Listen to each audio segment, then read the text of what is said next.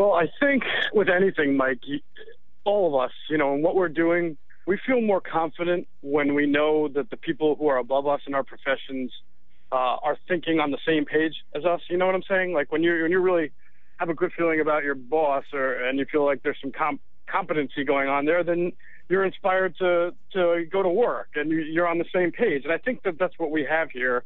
I think there was clearly a breakdown last 2 years between what the Eagles cornerbacks were trying to do and what they were being taught and instructed to do by Coach Lovett, who's now been reassigned to scouting.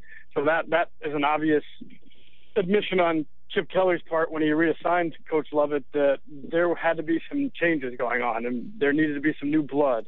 And the things we saw last year, the inability of the corners to get their hands on wide receivers, and especially that, and then not turning around and adjusting to the ball.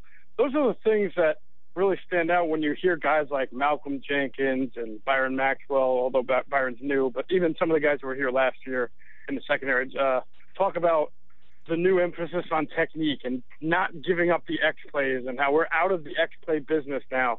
So I really do think that the people who were here last year are seeing this new blood, if you will, and getting a breath of fresh air as to what it's going to mean for how they play and the techniques they're using, what the byproduct of that is going to be when they get out there on the field this year.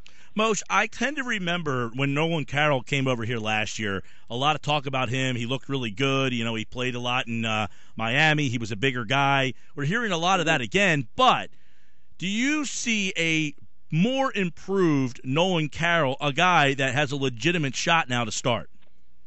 I don't know if I've seen him more improved, only because I don't know if we've been given the opportunity yet to see if there's improvement. I've heard other people say that he was as committed as anyone else was in the offseason program, that he has improved in all the points of the game where we can't see, the practices we weren't able to watch, that he's done a great job. I thought he did a really good job last year in a dime linebacker role that they really liked him in. So, he's getting his shot now at outside cornerback. And if all the work he's put in is really manifesting right now and he's starting to really show what he can do, then that's obvious why he's probably the first one up to get those reps at outside corner. Because like you said, he certainly has the prototype that Chip was looking for. He's a taller, bigger guy. I mean, he's not 6'3" or anything, but he's about 6 feet, 6'1", and he is a strong physical guy. He did a good job matching up on tight ends last year in that linebacker role, so he can play that. He can play rough and tough with the guys on the outside, the big guys like Des Bryant, so we'll see. Hey, Earl Wolff, I think people forget, he had microfracture surgery last year, and he's kind of the, front runner, I guess, him and Walter Thurman, who has had his injury problems as well. If not those two, then who? Wow. If not those two, right now, the way I see it, if it's not Walter Thurman, it's who? Because when you're talking about what Chip Kelly is doing right now, you're talking about scheme fits and prototypes, and the Eagles like the lighter safeties who can cover and also play the run, but who can cover as much, and they like to obviously make them interchangeable. And it's not a surprise that they would look at a cornerback like Thurman, who has a lot of slot experience, so he can play tough inside and he can tackle, and would move him to safety. I mean, it seems very common what teams that who are coached or teams that have front offices that think the same way Chip thinks. I mean, the Steelers did this right with Woodson at the end of his career, made him from a corner into safety. I think Charles Woodson also. I was thinking Rod Woodson, but same thing with Charles Woodson, right? So this is I think the best scheme fit for what Chip wants to do and what Billy Davis wants to do is have a guy like Walter Thurman, good football IQ, smart, who can play safety like a corner because he can cover, but he can also come into the box. So to me, he's the guy. And if he's not, then we're looking at Earl Wolff or maybe Jalen Watkins. But, Earl Wolff, I don't think fits that profile of a guy who's equal parts cover and equal parts box safety. I think that's never going to be his game unless he makes great improvements, and he's coming off knee surgery. So it's probably been hard for him to really work on playing the post and those free safety type responsibilities. It's our Mosher Monday with Geoff Mosher. If Carroll looks good and wins that side, what does that mean for Eric Rowe? And if Rowe wins that position, does Carroll fit back into the role he played last year?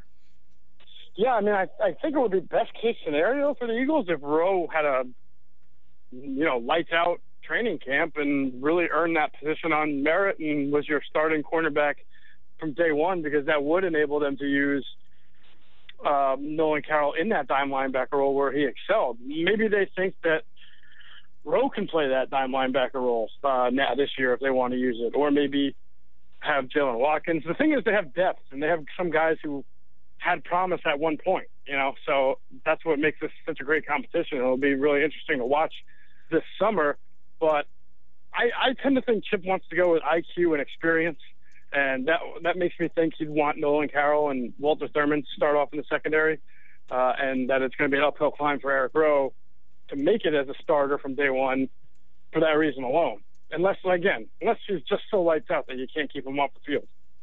Geoff Mosher's with us here.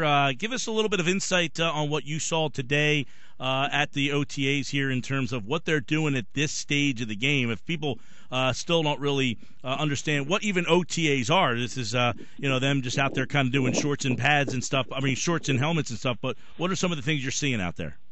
Yeah, I would say it's like a very scaled down version of a training camp practice. I mean, obviously they're not in pads.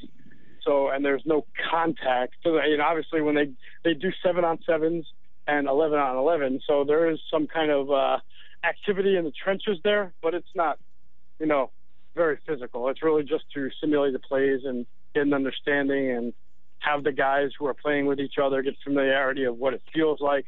Most of the 2 hours is spent with the team broken up into individual. It starts with warm-ups, and then they get into individual drills, and that takes about the first 45 minutes to an hour, and then they get into a round of 7-on-7s and then 11-on-11s, and then they'll break up and do a little more teaching and then go back to 7-on-7s and 11-on-11s, and then that's pretty much it right there. But, you get to see, I guess the 7-on-7s and 11-on-11s are what we pay attention to the most, because you see the personnel groupings, you see guys throwing the ball, you see an offense versus a defense. But it is still hard to draw any major conclusions from what you see. That being said, the quarterback spot, how did that go today? Was Bradford a part of it? Is he kind of sitting on the sideline for this? What's Bradford's deal, and how did the quarterbacks kind of look? Yeah, Sam did more this week than he did last week. And as he explained afterward, this is all part of a carefully crafted blueprint that he's following, and it doesn't matter how good he feels, because he says he feels very good. They're going to follow the script to the T. And that's why he can't give you they don't have a date where he is going to say, yes, I am medically cleared. It's all part of their blueprint and all part of the plan. So last week he didn't do any 7-on-7s. It was just basically Mark Sanchez, then Matt Barkley, then Tebow, then back to Sanchez. Whereas today it was Mark Sanchez, Matt Barkley, Tim Tebow, and then Sam Bradford got in there for a few 7-on-7 reps with the first team also. So he kind of mixed in as a first-team quarterback there. And I think he looks good. He has a good arm, great arm. The only thing, he's wearing the brace, and he doesn't move around a whole lot, whereas some of the guys, Tebow, Sanchez, Barkley, they'll go around the pocket a little bit as the play is alive, because remember, there's no pass rush, no real pass rush, so you can kind of do that. You can extend the play, and you'll see that. Tim doesn't do that as much, and he basically said he's not 100% there physically, obviously. And he's wearing this brace, and, he's expecting to do a little bit more next week. He always says 10 to 15% more per week. And then he said it by August 2nd training camp. He's really hoping that he can be full go. Can't be sure, but he's really hoping. He expects, if everything goes as it's been going so far, then he will be good to go for that date. Geoff Mosher, CSN Philly, with us here on the Sports Bash. Last week, Billy Davis said some interesting things. One of the things I'm interested in is, how do you, Geoff, envision what Billy Davis said working with Kendricks, Kiko, and D'Amico? Can all three of those guys have a happy life in Philly? Well, I guess I don't envision it, because I'm still on the I guess the island of people who think that Michael Kendricks will probably be traded. We'll see what happens in training camp, if there's injuries, or if a team decides that, they just need a guy like Kendricks away and they can be really competitive and would be willing to offer the Eagles something more than, a low pick, a 6th-round pick or something like that, because he's still a good player and the Eagles shouldn't just give him away, even if he's the odd man out. However, if he's here and what Billy is saying, he can do things, he's a really good pass rusher, Kendricks is, from the inside linebacker position. He's obviously, you can use him in the nickel role. I think he'd be a pretty good nickel or dime linebacker. You obviously don't want D'Amico Ryans out there as much in nickel anymore. So if it had to be where D'Amico plays first and second down, and then, Michael subs in, and you have Michael and Kiko playing there in nickel and dime, then you have great athleticism with Michael and Kiko on the field. But I would argue that is really not always the best use of Michael Kendricks, who I think has improved as a run defender from the inside linebacker position, and his strength is not out in coverage covering tight ends. In fact, this is one of the reasons I think that they bring in Kiko, re-sign D'Amico to a contract, and will eventually move Michael Kendricks, is he does not fit exactly what Chip likes to do from the inside linebacker position. If you remember, I've just read it. They had Nolan Carroll coming in last year to cover tight ends, and when they would do that, they would use Kendricks as a blitzer a lot. Kendricks and D'Amico would do those X blitzes across the middle, whereas normally your inside linebackers at 3-4, you get in the nickel and dime, they're out there covering. So I suppose they'll find they'll just use his strengths if he's on the team as best as they can, and it would be in a nickel pass rushing role. Geoff Mosher, CSN Philly here, and it's interesting. I think that's something to definitely watch there. Those three guys, and see how they match them all up together and in what situations. But how about on the outside there? You got Graham and Barwin. Mm-hmm. Is anybody even else in the mix there, or do you see those guys really getting a bulk of the snaps?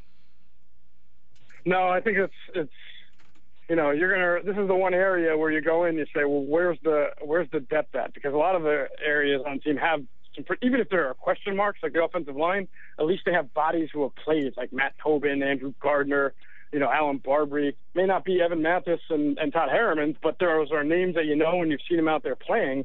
Whereas once you get past Connor Barwin and Brandon Graham, you're talking about now Marcus Smith, who barely played last year. And he's hurt right now, right? He's hurt? And right. I was about to say, he's not doing much right now either because he's nursing an injury.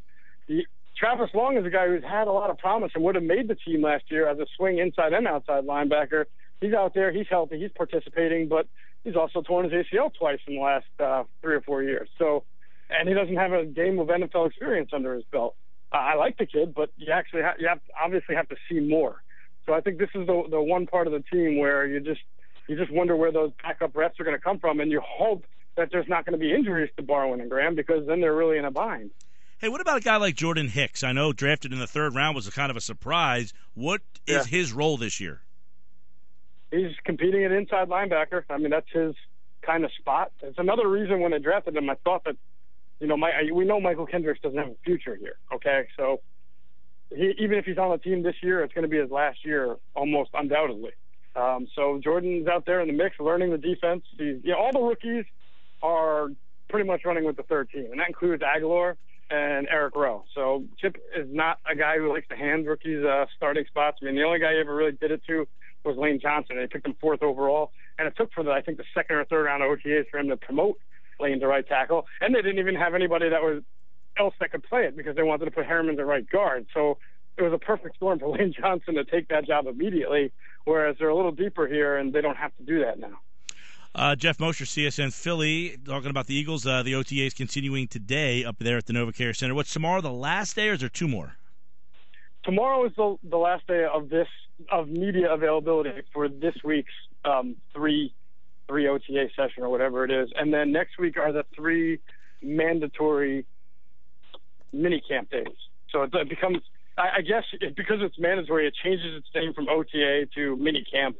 And it's for real then. So mandatory on Evan Mathis. Yeah, mandatory obviously sparks up your ears with Evan Mathis. Any indication on what his future is?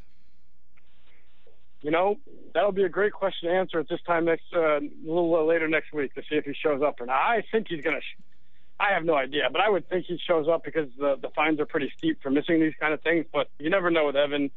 And you never know what the team is doing. I've said this all along, and I still believe it, and I'll stand by it. I don't think he's going to be in the plans. I think he's not going to be on the Eagles this year. Do you think he won't be in the plans, Geoff, because, I said this before, they went to a more power running style, obviously, with Murray. Do they not view him as the right type of guard for what they want to do on the interior? No, I don't think that's it. I just think that Chip Kelly doesn't have much tolerance for guys who aren't buying into the system or guys who are not on board. And right now, Evan's not here, so you can't completely classify that as not on board because he could be here for when it's mandatory. But I do think that they're trying to move on. My sense. I mean, the fact that they said, listen, if you want more money, just go ahead and go shop yourself and see if you can get a trade. They've been willing to trade him. They just haven't gotten an offer. So the fact that they're even willing to trade him must mean something, right? Because you don't normally want to get rid of guys who are coming off 2 Pro Bowl years. So I think that there's a message in there somewhere. Yeah, and the fact that Barbery's playing left, I think, is another indication. Yep. You would probably want to get him reps on the side you thought he was going to play and let somebody else go over there. I think that's a pretty good indication because I think Barbery has said he feels more comfortable on the left side, whether it be tackle or guard, but just on the left side. So I think that's a good indication what they think there. Geoff Mosher, CSN Philly. I guess I'd be remiss not to ask you while you're here, how'd my man Tebow look today? Great, thanks. I see a tweet here about an hour ago that he had a terrible sidewinder to Eric Rowe. Yeah, it was such a bad pass, even Eric Rowe, that Eric almost didn't catch it. But come on, man! No, just kidding. No, I'm serious. He juggled it. I mean, it was. He's going through it. I mean, he hasn't played in 2 years, so I'm not going to be a defender, an apologist, or the other way around either. I'm not going to, Yeah. Well, he's there. Him either. So he's he is what he is. He's not very accurate. What can I say? That being said, does Barkley appear to be a better quarterback than he has in the past? It's weird because I think this is all right. Here's the thing about Barkley and Tebow, right? That I always go back to. When Jeff Garcia was here in 2006, he was the worst practice quarterback I'd ever seen in my life.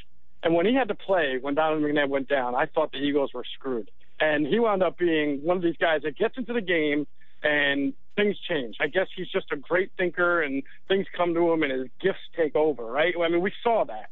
But I can tell you, every time I watched him in practice, I thought he was the worst quarterback I've ever seen.